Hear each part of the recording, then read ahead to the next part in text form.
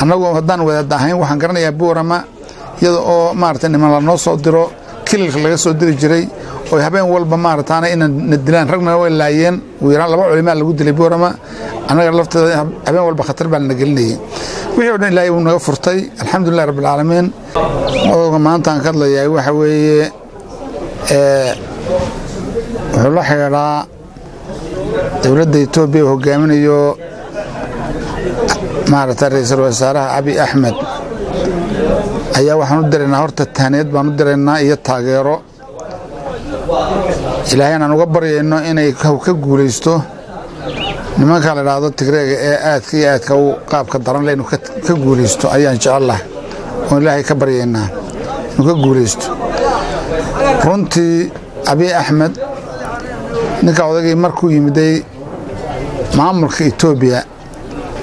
wax badan oo dhibaato ahaa oo Soomaalida gaar ahaan haystay iyo dad badan oo Itoobiya ku noolba aad iyo aad uga dulqaaday dhibaatadii waxana aad loo xasuusan yahay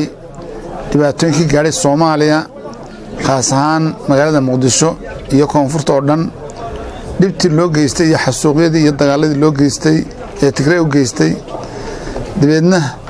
dhibaatooyinka hadda jooga maanta oo Tigreegu ay aasaaseen ay ka mid tahay in reer walba dawladdu sameeyeen oo maartay reer walibana oo noqday markaa dawlad iskeedu madax bannaan oo Tigreeguna ugu talagalay say uga cadeeyeen inay mid walba gaar u maamulaan oo ula maamulaan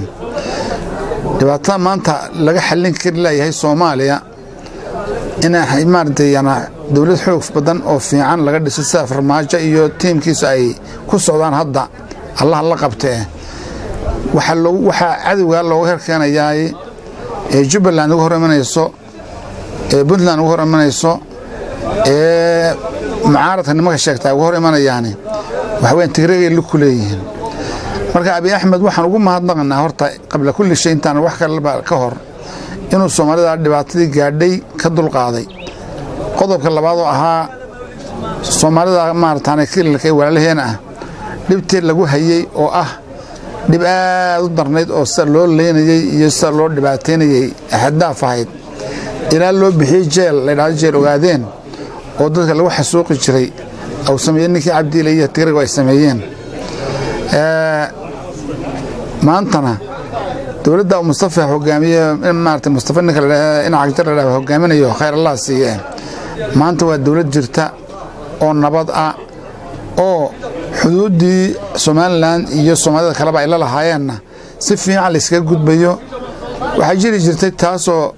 aanan qofku hadduu aabiye ku dhinto kilomitir gudaha xagga maartay xadka oo ma Boorama jooga ma Hargeysa jooga ma maartay Somaliland joogo aan u tagi kari jirin oo hadduu tagana markaaba jeerka lagu tuuri jiray waxyaabahaas oo dhan ninkii xalliyay maartay ummadda xor ka dhigay wanaajiyay wuxuu ahaa Abiy Ahmed buu ahaa maantana waxaan aad iyo aad u rajaynaynaa guulaha uu ka gaaray Itoobiya qaybta waqooyiga gobolka Amxaarada iyo Cafarta iyo Tigreega laftiisa oo la xoreeyo oo jabhadda laga xoreeyo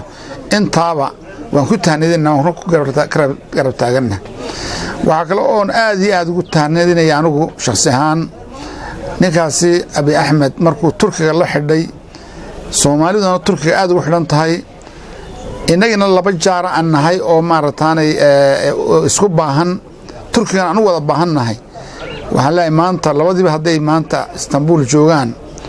oo ay shirka oo qaban qaabiyay Ilaahay ha gargaaro oo gurmade oo awoodiisa ku gargaaray Erdogan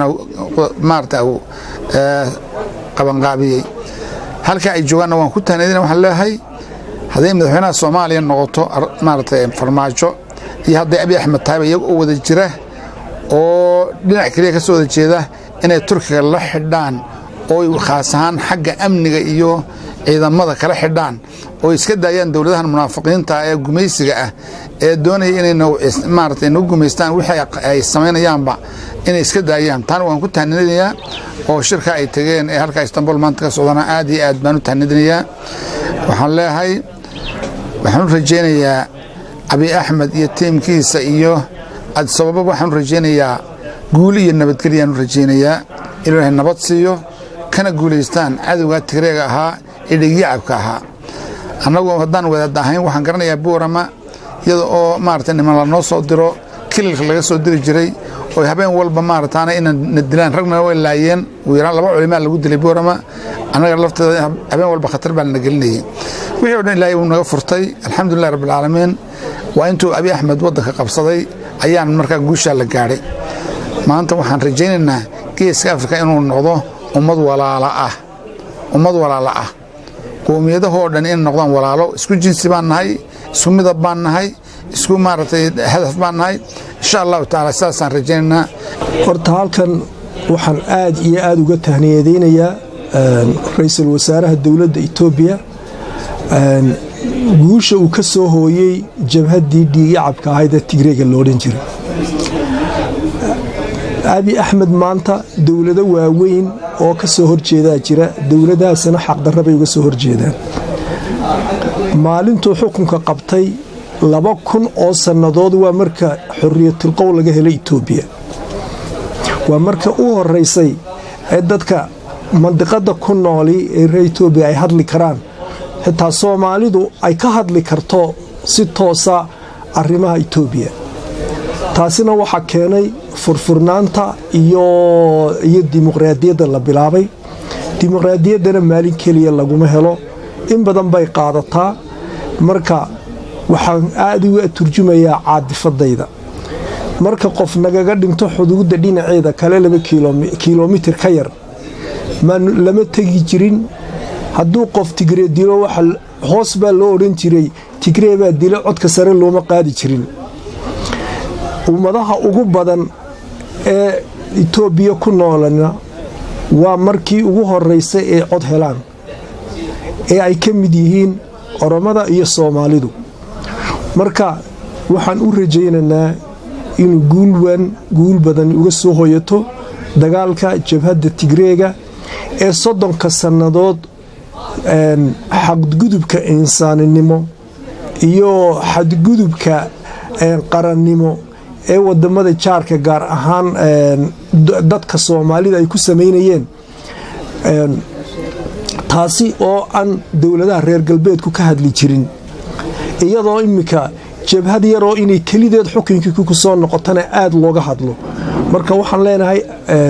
message-ka dawladaha waaweyn aan u diranaa reer galbeedka waxa weeye in ay mataqaanaa had iyo jeer unu dimuqraadiyadda ay raadinayaan aanay noqonin tu la jiifiyaana bannaan la joojiyaana bannaan